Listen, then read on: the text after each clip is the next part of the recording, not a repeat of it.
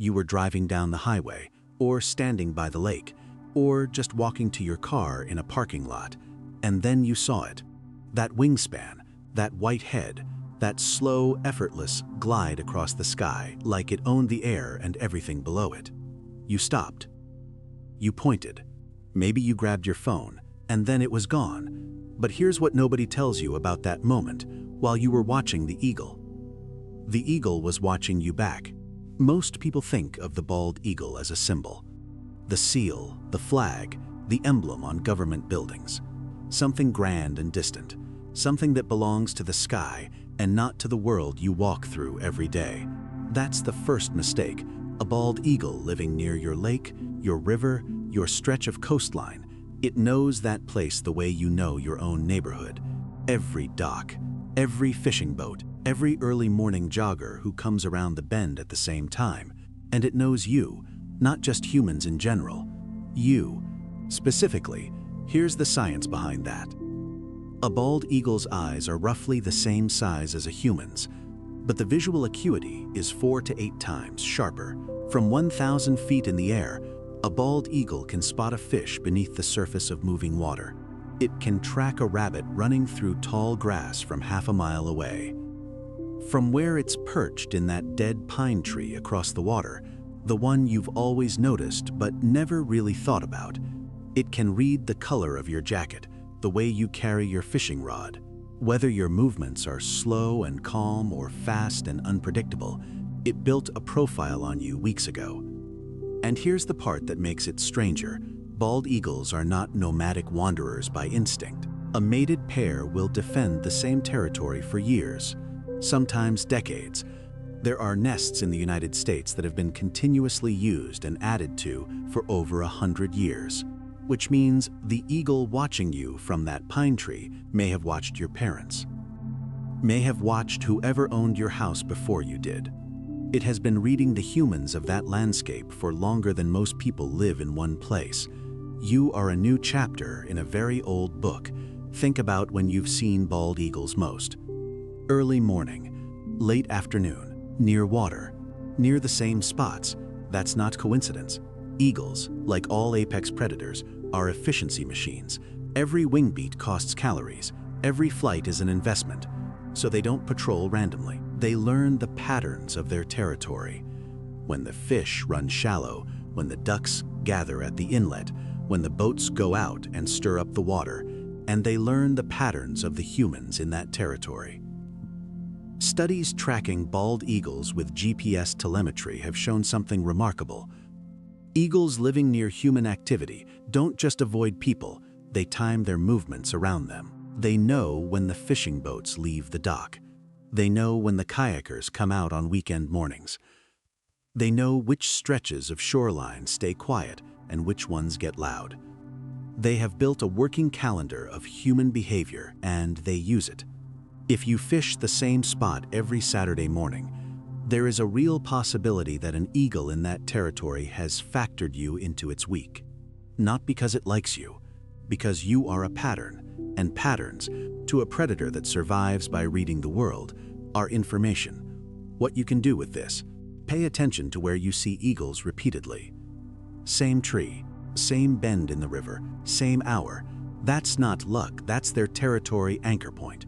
If you want to watch them, show up consistently, move slowly, and over time they will stop treating you as a disruption and start treating you as part of the landscape. This is the part most people don't believe until they've seen the research.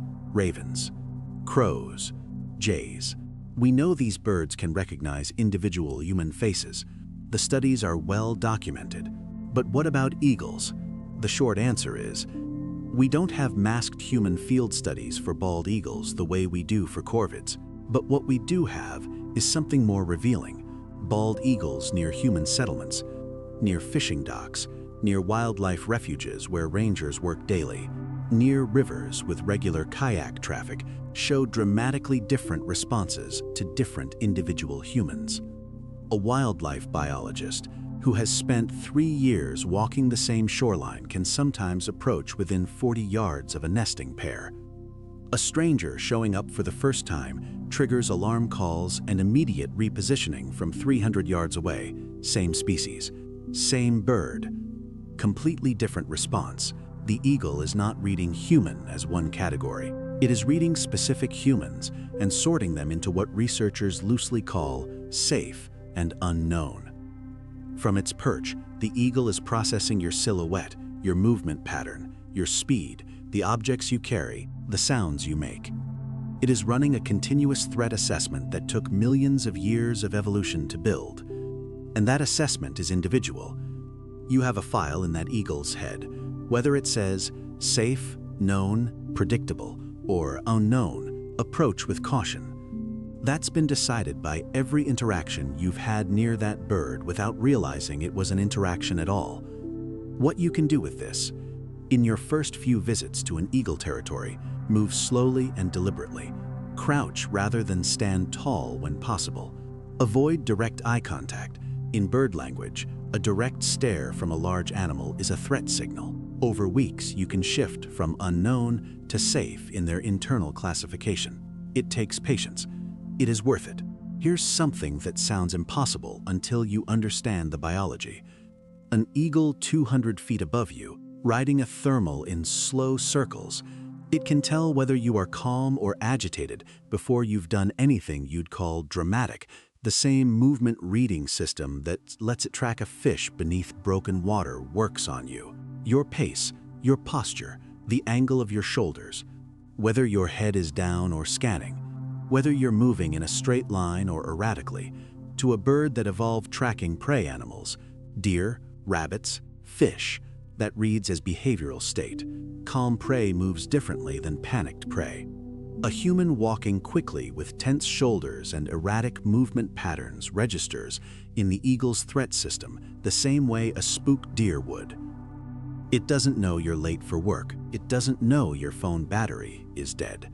It reads the output of those things, the way your body moves through space, and it makes a decision. Eagles near active boat launches or fishing docks learn this at a population level. A slow drift of a fishing boat means humans are working. A fast motorboat means disturbance, scatter. They don't need to analyze the boat. They read the pattern and respond. You are a pattern. What you can do with this: if you want an eagle to hold its position while you watch, slow down before you enter its sight line. Drop your shoulders. Breathe. Move like you're not going anywhere in particular. The bird is watching the version of you your body language broadcasts. Give it the calm version. Every bald eagle with a territory is carrying a three-dimensional map in its head. And that map is more detailed than anything you have of the same landscape. It knows which branch in which tree catches the updraft that lets it launch without burning wing energy. It knows which part of the lake runs shallow in summer and where the fish stack up when the temperature drops. It knows which dock the fishermen clean their catch on and what time. It knows which human structures are safe to perch near and which ones cause problems. A nest that's been used for decades sits where it sits for a reason. Wind patterns, sight lines, distance from roads, angle to the water. The eagle didn't pick that spot casually. You are on that map, the spot where you park your truck, the dock you walk out on every morning, the place where you always stop to look at the water. These are coordinates in the eagle's internal geography. Your presence has been assigned a meaning, a risk level, a behavior protocol. And here's the part that makes it feel almost too large to hold. That map gets passed down, not genetically, behaviorally. Young eagles, learning a territory from their parents, absorb the local knowledge. Which humans are safe, which aren't, which areas to avoid, which patterns signal food, and which signal danger. The relationship between a bald eagle family and the humans in their territory is not a single generation deep. It is accumulated, layered, historical. What you can do with this: keep your spots consistent. If you have a place where you watch eagles, make it the same place. Over time, you move from a variable in their map to a fixed, known, low-risk landmark. That's when the real watching begins, when they stop watching you and start letting you watch them. So here's what the bald eagle soaring above your lake already knows about you. It knows your schedule. It knows your silhouette. It knows your pace, and what your mood looks like from 200 feet up. It has mapped your habits onto its territory and assigned you a status, safe or unknown, based on interactions you didn't even know were happening. You looked up at that bird and felt something. That mix of awe and smallness that comes from being near something genuinely wild and genuinely powerful. What you probably didn't feel, but what was completely true, is that it was already in the middle of reading you. The bald eagle is not a symbol that occasionally passes through the real world. It is a living predator with a 30-year lifespan, a detailed memory, a mapped territory, and a mind that has been refining how to read this world, including the humans in it, for millions of years. The next time you see one, stop. Not just to look, think about what it already knows.